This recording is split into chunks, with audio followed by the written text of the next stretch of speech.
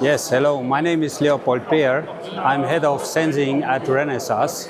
And today I'm going to show you some of our newest sensor launches, which we show at the Embedded World in Nuremberg. So it's for the edge AI, robotics, mobility.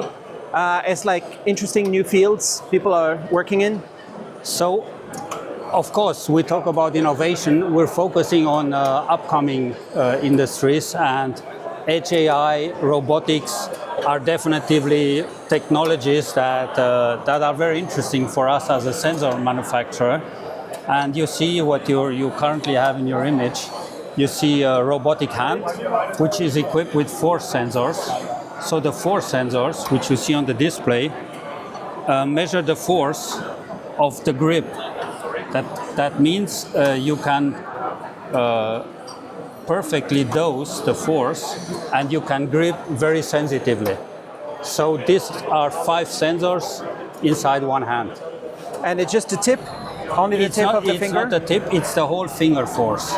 The whole finger? So it's not a touch sensor, it's the whole finger. So you see this going up, and you can show the index finger. When it goes down, this is automatic program running. See? Nice. And this is the curve, so you can not only see the absolute force, you see the evolution of the force. So in fact, you see how the grip unfolds. Nice. So what's happening here? What's happening here, this looks like a toy of a PCB. In fact, this is a unit that measures the motion of a robot joint. So every robot needs this kind of position sensing in order to have an accurate and precise positioning of the limbs. And what's special about this technology, it's very cost efficient, and it's very robust, and it's also very robust related to electromagnetic disturbances. So therefore, this is the solution of choice when you go into robotics. So which part of the robot needs this? So this, you should imagine, are in the joints. When you see the humanoid robots, for instance, as a simple example, every joint has a motor.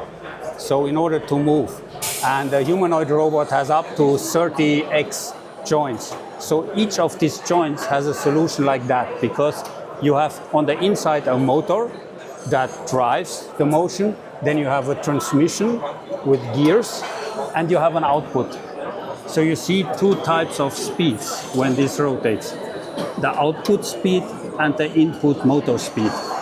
And this needs to be controlled to a fraction of a degree accuracy, because if this part is not accurate, the robots will not be drop able the thing to on the move floor. accurate. Exactly. There's so much demand for this to be better, right? The people who want to do the robots, they need a lot of new of these motors and sensors. And you are delivering to some of these demands? Yes, you see the solutions today, and the robots we see today are still kind of clumsy and slow. So they're currently, we're launching a new generation that is much more accurate and also much more precise in controlling the motion. And we deliver exactly into that. So we have a few humanoids robots in the market that are already powered by our sensing technology. Because they want to create robots that feel natural, that move in the full speed of a human. And do you think this year? So the key for robots being human-like is a huge density of sensors. So it's touch, force, but also position sensing. And in order to be fast and precise, you need to use newer technologies. You cannot go with hydraulics, you cannot go with old-fashioned motor controls. So you need to have this kind of technologies that, besides that they are very precise, are also very cost-efficient, because one of the hurdles the humanoid robots have to jump over is being cost-efficient. People, they need to be affordable.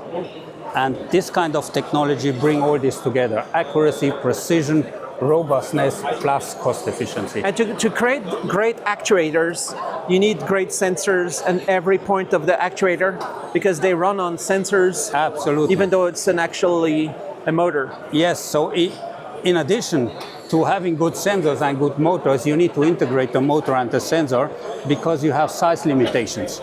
a robot cannot have thick joints, so it needs to be small, integrated, cost efficient, and accurate. So we're adding to this criteria, and therefore this is the technology of choice. And what else you show here? So what we're showing here is a user interface, a novel type of user interface. For instance, this is a scooter handle where it detects the hands if they're on or not on. That means you cannot operate a scooter if you do not operate it with two hands. This is a safety feature like it is usual in cars. And we see this as an upcoming technology. And the special thing about this would also work if I put gloves on. So you drive a scooter also putting gloves on. This capacitive? It's impedance. That's the big difference. Capacitive sensors have a huge weakness. First, they react very slow. And secondly, you cannot wear gloves or they are disturbed by humidity. So in this case, you can have humid or wet hands, you can drive through rain, you can put gloves on, it works perfectly and reliable. And how good are the algorithms for this? So the algorithms are done by us because today we see a tendency that our customers want solutions. Our customers do not have the time to engage in lengthy software developments. So usually our customer asks us for reference algorithms, and sometimes they even ask us for... And you can tweak it. You can change it a bit. Of course, sometimes they ask us for a whole solution, which sometimes even we adapt it to customers. But of course, these solutions are configurable by software, so customers can adapt sensitivities, pattern of recognition, and stuff like that. And behind you? So this demonstrator, even though it looks like a bit old-fashioned pneumatics, this demonstrator, in fact, shows the use of Edge AI. So what is Edge AI? Edge AI is, in this case, a neural network that requires very low memory and very low processing power. That means it can run in the sensor or on this PCB. So what these sensors do, to make it simple, these sensors, in fact, measure values that can't be measured. Now, what does it mean? When you have a pressure sensor, you measure pressure, you measure a profile of a pressure. In this case, we can measure leakage, we can measure disturbing mass, and we can measure friction. So you see, in this case, mass, friction, you see the mass going up because I added the mass. It takes some time till the algorithm recognizes something changes. So it measures already 26 grams of mass, which is more or less the thing that I have here. And what's the special part of it? These sensors can be deployed in the field and can provide predictive maintenance all on their own, without a connection to the cloud, without extensive processing power. It's just what we understand at intelligence at the edge. So on their own, how would you send the signal later?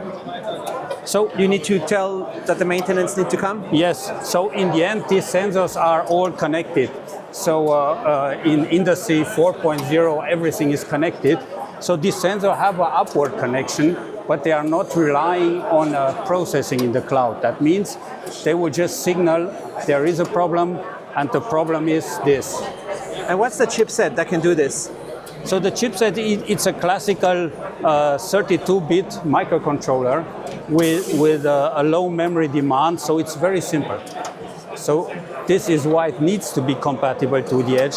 First, you do not have the power budget. Secondly, you don't want to spend expensive microcontrollers at the edge. And third, it needs to be compact. So this kind of compact, cost-efficient solution with own intelligence, I would say this is what we really should talk about when we talk edge intelligence. Because in lots of the cases, people talk about edge intelligence, but the processing is done in the cloud. And so there's very optimized little models on there that are customized for this microcontroller. And it's just great? It's working? Yes. So as you said, there are models which are specially tailored for, in this case, for pressure sensors and for these microcontrollers.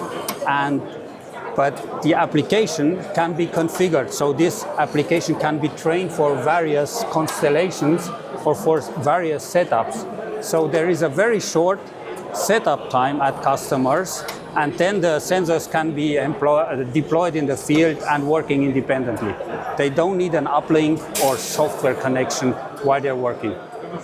So it's really showing off some of the very trendy topics here, right?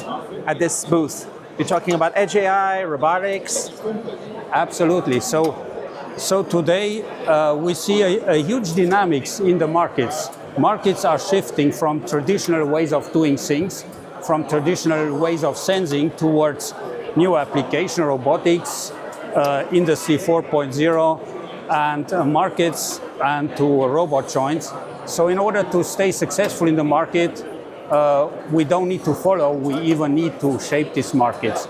And I think with what we're showing here today, this is really showing a direction where sensors are going already today, not just in the future.